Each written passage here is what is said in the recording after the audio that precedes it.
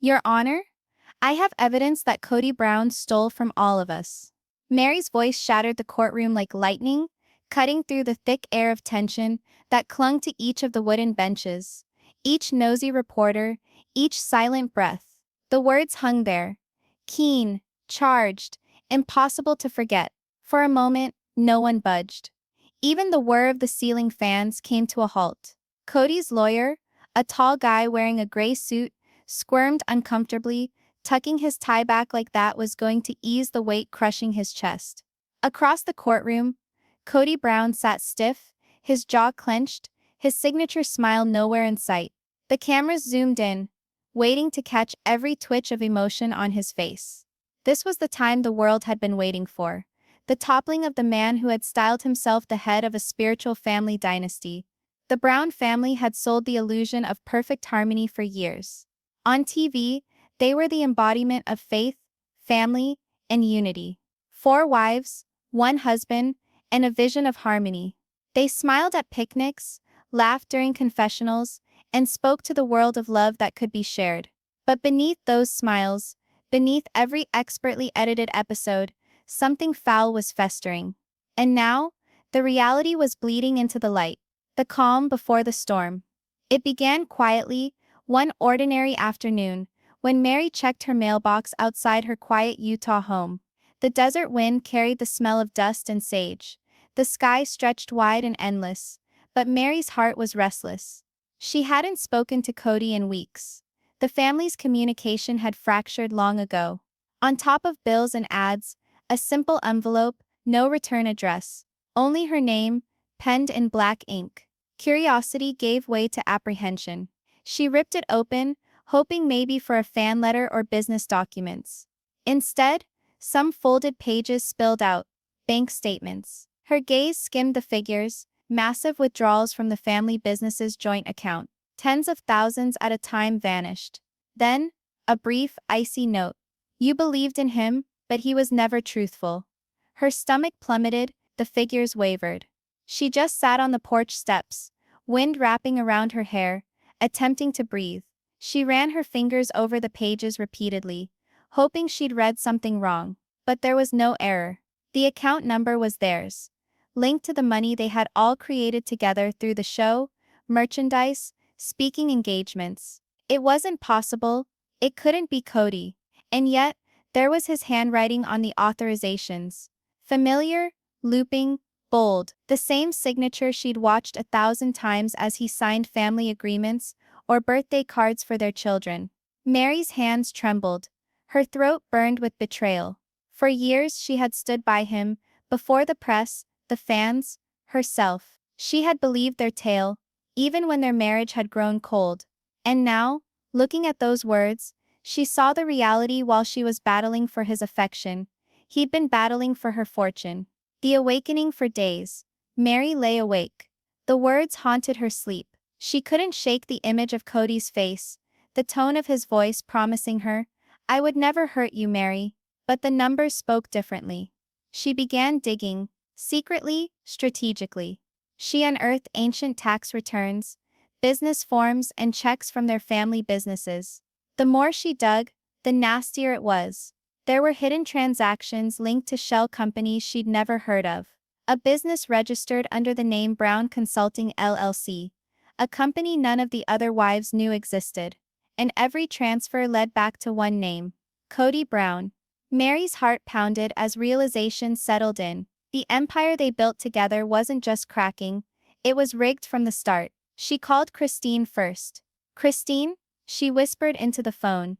I believe Kody's been keeping money from us. Silence, then a harsh laugh. You're just realizing that now? Christine sounded weary, hurt. I knew something wasn't right when he wouldn't let us see the family budgets anymore. But we never had evidence. Now we do, Meri said, her voice shaking but firm. And I'm not keeping quiet about it anymore. The decision bringing Kody to court wasn't a decision she made overnight. It took weeks of sleepless nights, late calls with lawyers, and quiet tears behind closed doors. Every time she thought about filing, she remembered their early days when they were young, full of faith and big dreams. When Kody had promised, "You'll always be my first," You'll always be safe with me. How could someone who once looked at her with love now see her as a threat to his secrets? Meri's lawyer, Angela Pierce, reviewed the documents with sharp eyes. These transfers are deliberate, Angela said. He didn't just move money, he moved it systematically, right before the family began breaking apart. It's fraud, plain and simple. Meri nodded. Then let's take him to court. The trial begins. The hearing day dawned with a crispness in the air. Reporters stood along the courthouse steps, microphones flashing. The patriarch of sister wives was no longer a beloved one. Inside, Meri sat down. The courtroom was filled. Former fans, critics, reporters, even extended family members of the Browns. The atmosphere was stifling. Kody entered flanked by his lawyer, his expression unreadable. For a moment, their eyes met. Meri expected to see anger, maybe fear. But what she saw was worse. Arrogance, as if he still believed no one could touch him. When the judge called the case, Meri's pulse hammered in her ears. Angela handed her the file, whispering, "You've got this. Tell your truth." Meri rose. Her voice trembled at first, then steadied, fueled by years of silence at last breaking. "Your Honor, I have evidence that Kody Brown embezzled from all of us." Gasps resounded through the courtroom. Kody leaned forward, sneering.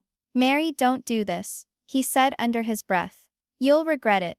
But she ignored him. For the first time in years, she wasn't afraid.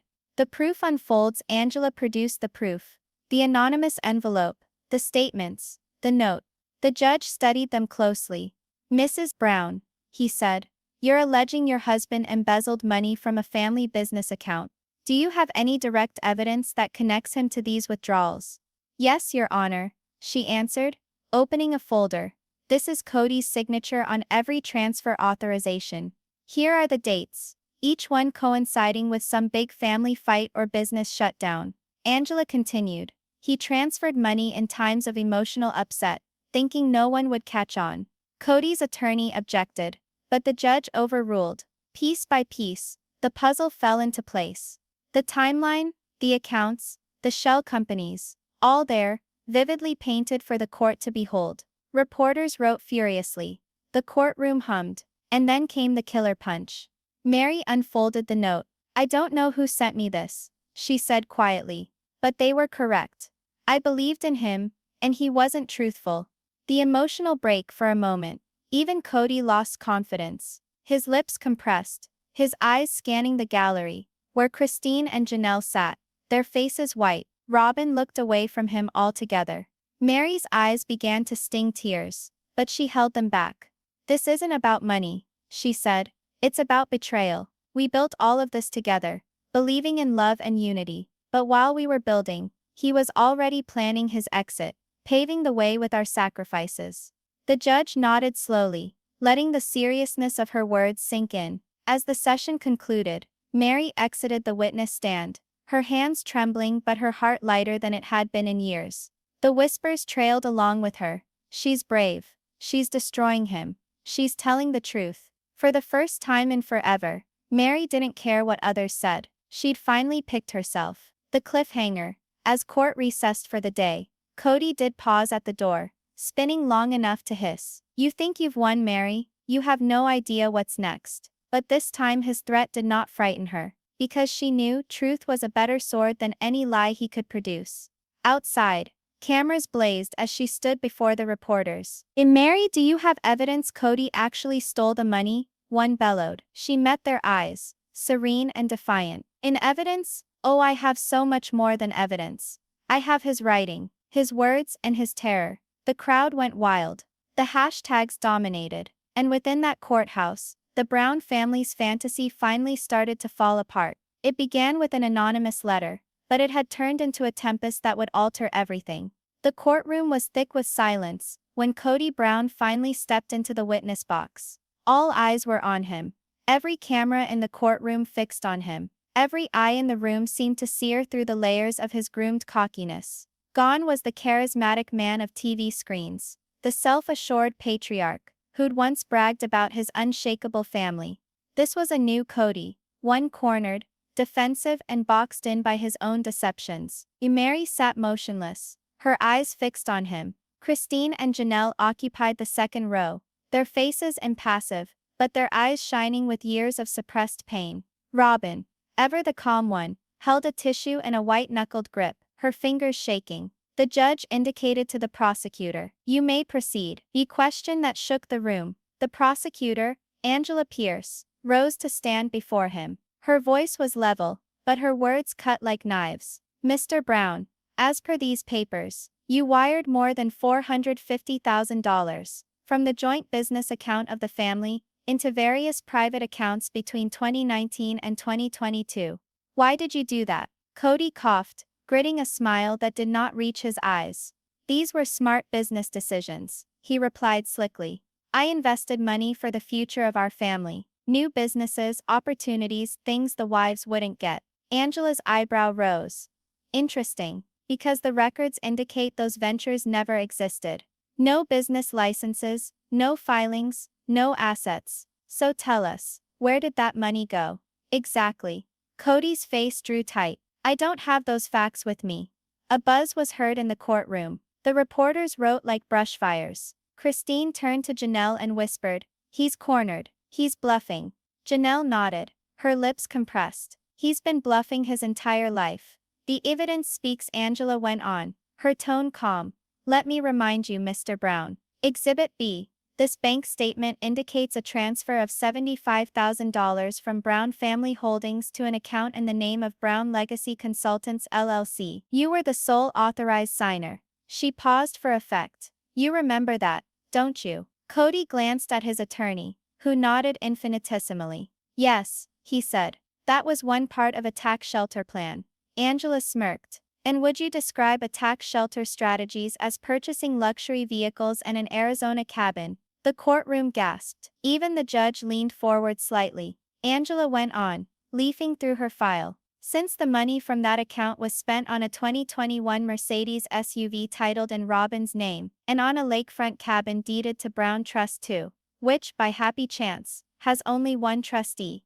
Meri's fists curled. The evidence was irrefutable. Kody's cry grew more frantic. "That cabin was for everybody." "I didn't do anything," Angela interrupted him. "Then why didn't your wives know anything about it?" "Not Meri, not Christine, not Janelle, not even Robin." As it turns out, everyone stared at Robin. Her face had paled, her mouth open in shock. I didn't know," she breathed, voice so soft. Kody's jaw clenched. "That's not true, Robin. Don't lie about this." The air crackled. Meri averted her eyes, tears forming in them. The man she had loved was breaking down, not because of anyone's deceit, but his own. The broken trust. Continuing to present evidence, the prosecution started seeing patterns. All the transactions traced back to Kody's personal control. No openness, no approval, no accountability. Angela spoke for the jury with clarity. These weren't errors or accounting miscues. This was deliberate deception.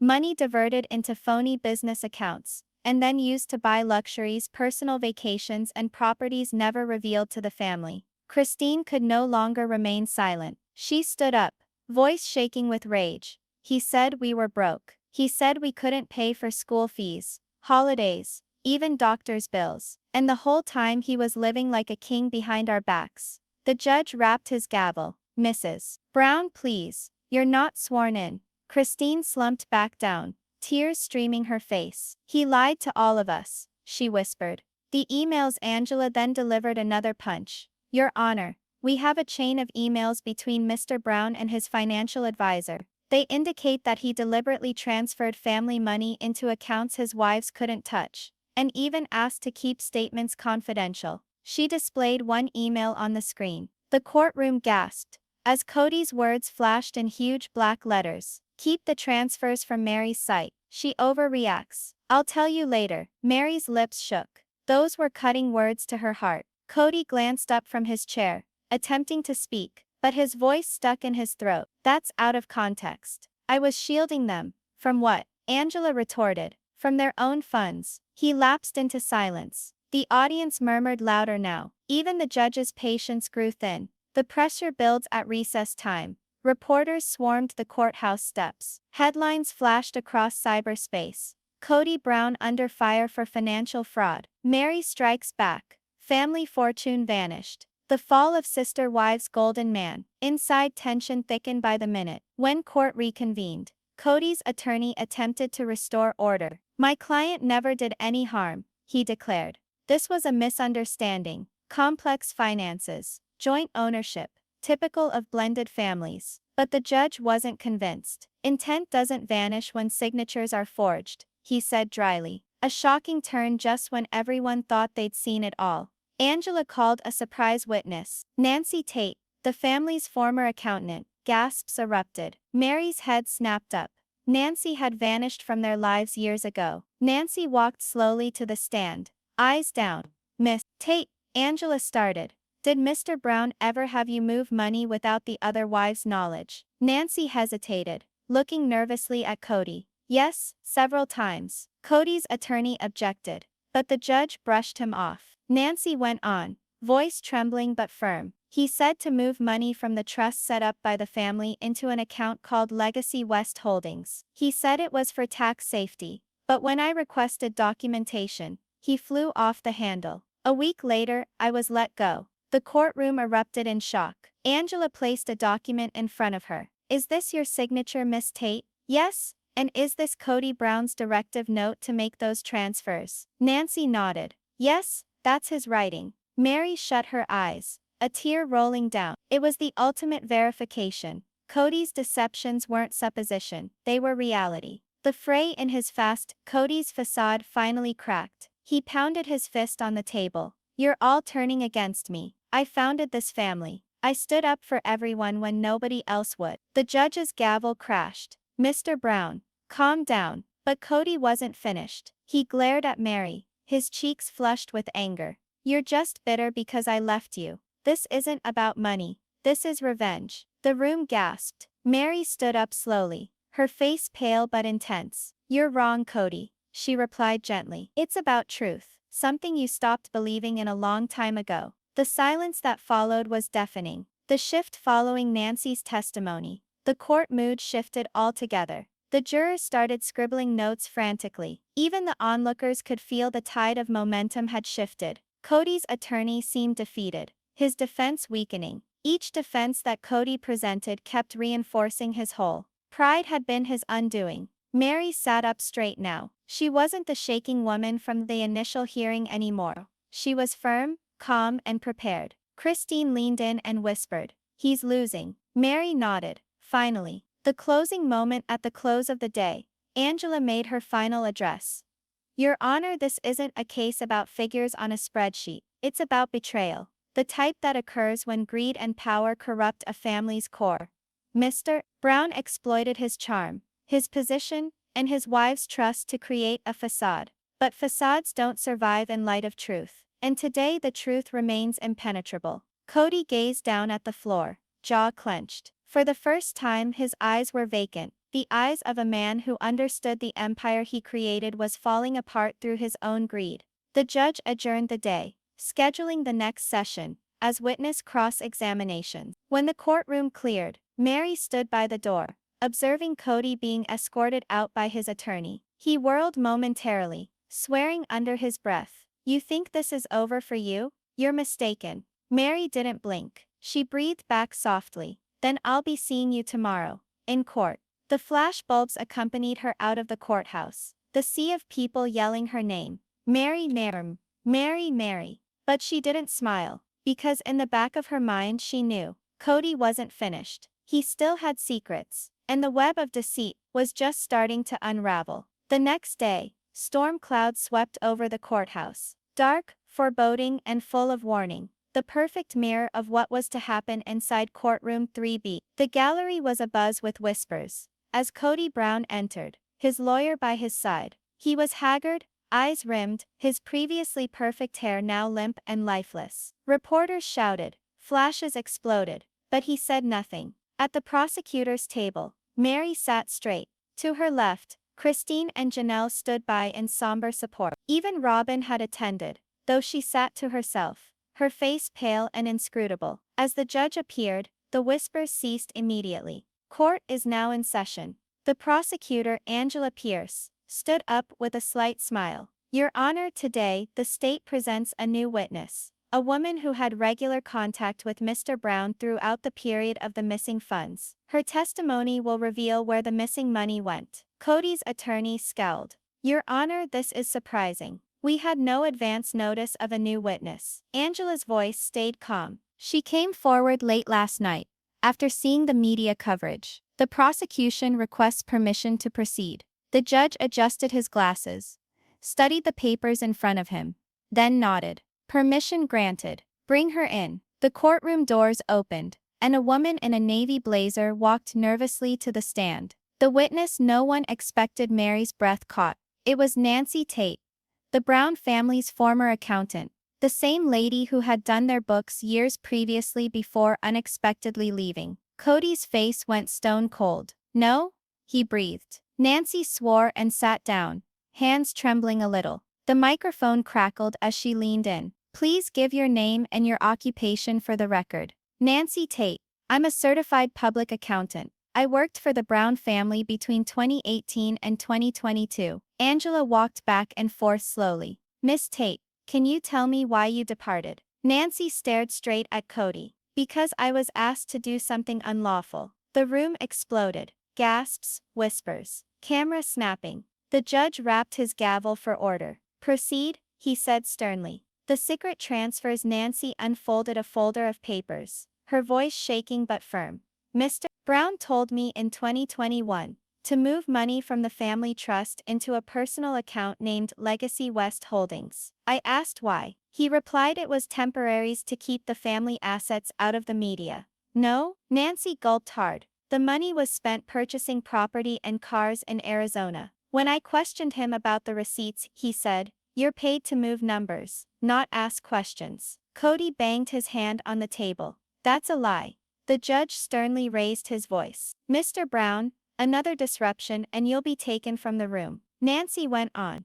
I kept copies of all the instructions he gave me, just in case I ever had to defend myself. Angela smiled fleetingly. Still have those copies? I do. She picked up a stack of printouts. Here, emails, transfer instructions, and handwritten notes from Mr. Brown. The evidence was taken to the judge by the bailiff. Pages were poured over in the courtroom. The handwriting that sealed his fate. Angela showed one piece of paper on the overhead screen. It was a memo in bold, unambiguous handwriting. Transfer $60,000 to Legacy West Holdings, under category Maintenance Expenses. Do not share with others. KB. Angela approached Kody.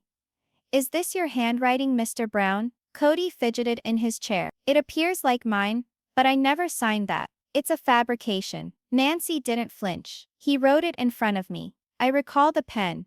Blue ink. Same day he told me Meri was too emotional to be in business. Meri's jaw clenched, tears glinting. Angela moved closer. Miss Tate, did Mr. Brown ever suggest that anyone else knew about these property purchases? Yes, Nancy replied softly. He said Robin knew about some of the property purchases. Each head swiveled toward Robin. She stiffened, holding her tissue more tightly. That's not true, she whispered.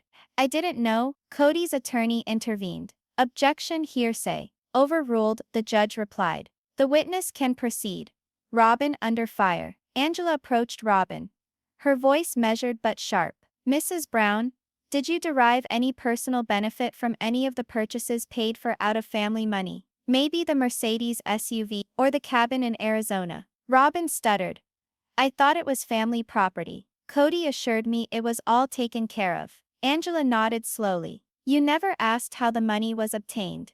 I trusted him. Robin whispered, sobbing tears down. Meri's voice cut across the silence. We all did. For an instant, even Kody couldn't look her in the eye. The email that changed everything. Angela extracted one final document from her folder. Your Honor, Exhibit H. This is the email Mr. Brown sent to Miss Tate on April 4, 2022. The projector came to life. Make the final transfer before the others catch on. We're leaving Flagstaff soon, and I can't risk them freezing the account. Robin knows the plan. The room erupted with gasps. Kody's color drained from his face. That's doctored. It's fake. Nancy shook her head. I printed it the same day I received it. It's been in my files since. Angela glanced at the judge. Your Honor, we've confirmed the authenticity of the email using digital forensics. The IP address is traceable to Mr. Brown's home computer. The judge nodded sternly. Robin hid her face in her hands. The courtroom was filled with gasps. Some sympathetic, some indignant. The call-up's Kody's attorney stood up, frantically trying to manage the fallout. Miss Tate, you say you acted ethically, but you didn't report this for years. Why now? Nancy paused. Because I believed the wives knew. I believed they were in on it. But when I saw Meri on TV, crying devastated, I knew I had to be honest. The courtroom was again silent. Angela smiled gently. Thank you, Miss Tate. No other questions. Kody's attorney cross-examined, but each sentence made matters worse. Nancy didn't waver. Her facts sharp, her documents watertight. When she left the stand, Kody was crushed. His shoulders slumped, his eyes glassy. The judge adjourned for lunch, but the room exploded into chaos. Reporters mobbed, flashes blinding. The confrontation. Meri stood face to face with Kody in the hallway outside the courtroom. He glared at her, low and angry. You think you've won? You're destroying me, Meri. You're destroying our family. Meri's response was cold and unhurried. You destroyed it the moment you chose greed over love. Robin stood behind him, shaking her head, whispering, Kody, stop, please. He spun around on her. You told them. You're the leak. Robin gasped. What? No, Kody. Don't lie to me. His shout rang along the corridor, cameras going off as reporters recorded every moment. Security moved in between them, pushing each side back. Meri paced along the corridor, her attorney at her elbow, her face impassive. The burden of truth was heavy, but so was liberty. The turning point when court reconvened. Angela spoke to the jury. Ladies and gentlemen, the facts are plain. Mr. Brown did not only steal from his family, but he created a trust-based empire of deceit that was shielded by silence, until today. Kody's attorney attempted to object, but the judge dismissed him with a wave. Angela addressed the jurors, voice firm and piercing. Ask yourselves, if this man could betray the women who had trusted him with everything, their money, their future, their hearts, what else is he capable of? Each word struck like thunder.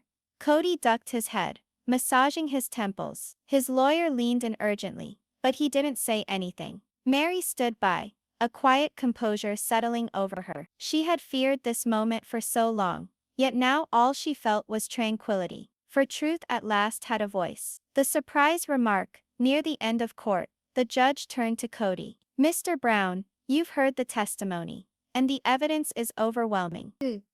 Before we move on to closing arguments tomorrow, do you want to make a statement? For a moment, Kody did not move. Then he stood, smoothed out his jacket, and turned to Meri. I never wanted to hurt anyone, he said softly. But if I'm going down, I'm not doing it alone. The room fell silent. He addressed Robin. You know what we did. Don't deny it. Robin's mouth dropped open. Kody, no. Angela sprang up immediately. Your Honor, please enter the fact that the defendant has implicated another person. The judge slammed his gavel. Court adjourned until tomorrow morning. We will hear this case then. The aftermath outside. Pandemonium erupted. Reporters yelled out questions. Meri, do you believe Robin was involved? Christine, what is going to happen next for the family? Mr. Brown, are you in fact admitting guilt? Kody fought his way through the crowd, face contorted with anger. Robin trailed behind him, crying. Meri remained behind, her attorney holding her back from the commotion. The sky had darkened fully now, thunder rolling distantly. She glanced upward, speaking softly to herself. It's nearly done, but in her heart she knew. It wasn't, because Kody's final words had opened another door. A darker one, a door that would lead to the ultimate, jaw-dropping revelation, and the truth no one was prepared for. Chaos encircled the courthouse the following morning. Reporters camped outside, microphones at the ready, blaring over each other as the Browns' black SUV arrived. Tension inside was thicker than ever. Yesterday's hearing had concluded in a stunning accusation by Kody, one that left everyone wondering what Robin actually knew. Meri strode through the doors of the courthouse between Christine and Janelle. Cameras flashed, People yelled her name, but she did not slow down. Her thoughts weren't on adoration or sympathy. They were on evidence. The only thing which could end this case once and for all. Because last night, something supernatural had occurred. The message in the dark once court was over. Meri went back to her hotel room. Tired, depleted, she had almost fainted onto the bed when her phone vibrated with a text from an unknown number.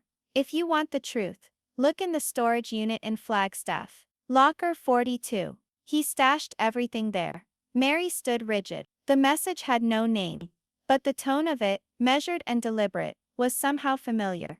She phoned her attorney immediately. They had a warrant to break into the unit within hours. And now, there she sat in court the next morning. A small, brown evidence box, sitting on the table in front of her. In that box was the one piece that could blow Kody's defense apart. A ledger, handwritten on, wrapped in a tattered cloth, its pages lined with years of secrets. Court opens. The judge arrived on time at 9. We are reconvening in State v. Brown. Counsel, are we ready to continue? The prosecutor, Angela Pierce, was poised. Yes, Your Honor. The state possesses new evidence. The lawyer for Kody scowled. Objection, Your Honor. Yet another ambush. Angela displayed the sealed box. This piece of evidence was found legally, by order within less than 12 hours. It concerns directly the defendant's financial transaction. The judge nodded. Admitted, proceed. Eyes followed as Angela walked the box to the evidence table. The hidden ledger revealed, Your Honor. Angela started, her tone measured but firm. What we are about to introduce might shift the whole direction of this trial. She unwrapped the dusty ledger with care and held it up for all to view. The pages were yellowed, ink faded, but readable. This ledger was discovered in a storage facility leased in the name West Legacy Holdings, the same company tied to the missing funds. Within, we discovered meticulous records of each unauthorized transaction, including signatures, initials, and even personal comments. Kody adjusted himself in his chair, his face going pale. Angela turned over a page. April 7, 2021 entry. Moved $45,000 from trust account into Robin's individual savings. She'll never know if she's asked.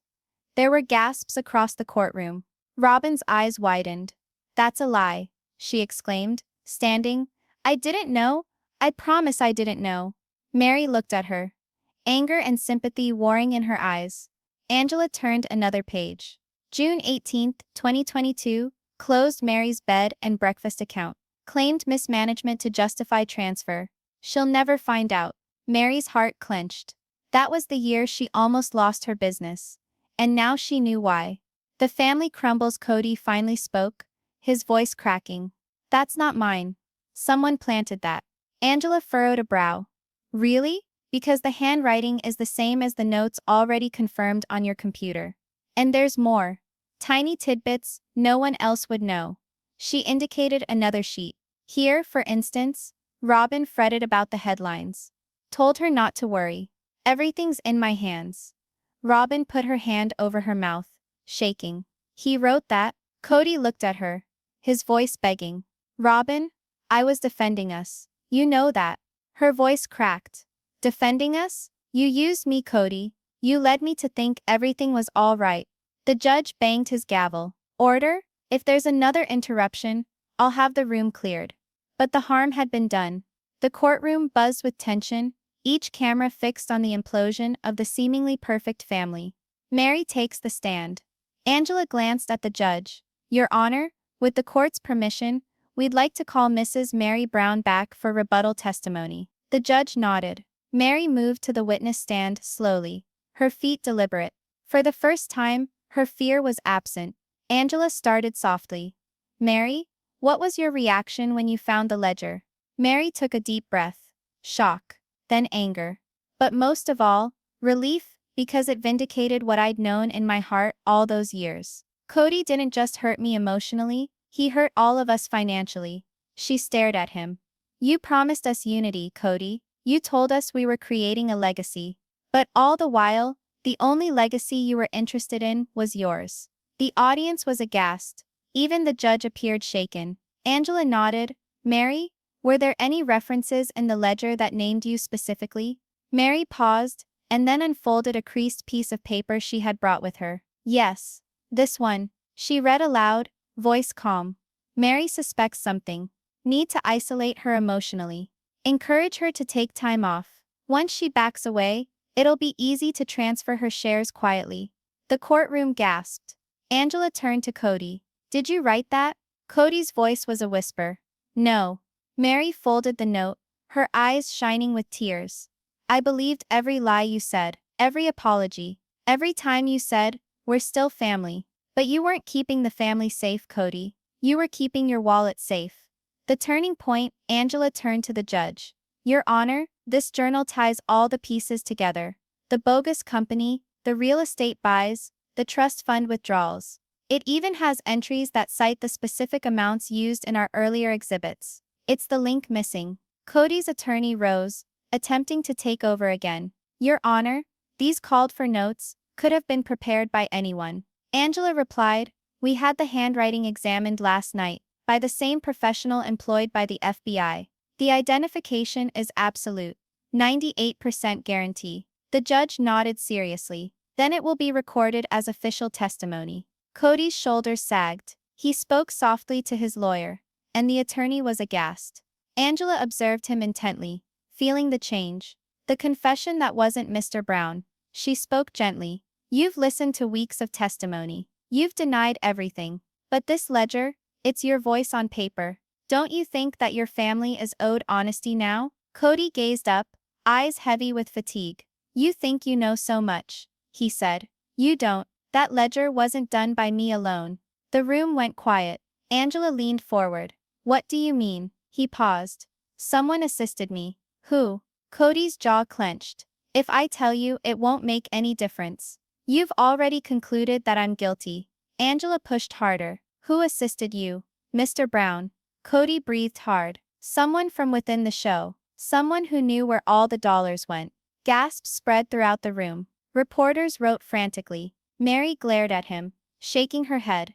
You're lying again. But at a core level she wasn't sure. The flash drive, Angela frowned. Your Honor, until the defendant provides names or evidence, that statement is irrelevant. The judge agreed. We'll proceed based on documented proof. But then, from the back of the courtroom, Robin suddenly stood. Her face was pale, but her voice was clear. I have something, she said quietly. Everyone turned. She dug into her purse and produced a tiny silver flash drive. I was going through Kody's desk months ago, and I discovered this. I had no idea what it was until last night. It contains files, bank transactions, voice recordings, plans. The courtroom erupted in commotion. Angela's eyes opened wide. Your Honor, we'd like to view this right now. The judge nodded. We'll recess for an hour. The recess that changed everything in the back room. Angela and her team loaded the flash drive into a laptop. Dozens of folders appeared. One was labeled insurance, another future plans. Inside were audio recordings. Kody's voice, calm and calculating. Once the others leave, I'll move everything into legacy. Robin will be fine. The rest, they'll just think it's bad business. Angela looked up in disbelief. This is it, she whispered. This is the smoking gun. When the court reconvened, Angela didn't waste a second. She played the clip for the jury. Kody's own voice filled the courtroom. His tone casual, confident, unmistakable. Meri's too sentimental. Christine's too stubborn. But money doesn't need emotions. It just needs control. Meri closed her eyes as tears slid down her face. The jurors looked stunned. The audience sat frozen. Even Kody's lawyer went silent. The verdict in sight, Angela faced the judge. Your Honor, we rest our case. Kody didn't budge. He just sat there, his eyes fixed on nothing. The collapse of his empire weighing him down. Meri rose slowly, taking one last look at him. This was never about revenge, she said quietly. It was about truth. And with that she swept from the courtroom. Her head held high, her heart finally light. The courtroom was quiet.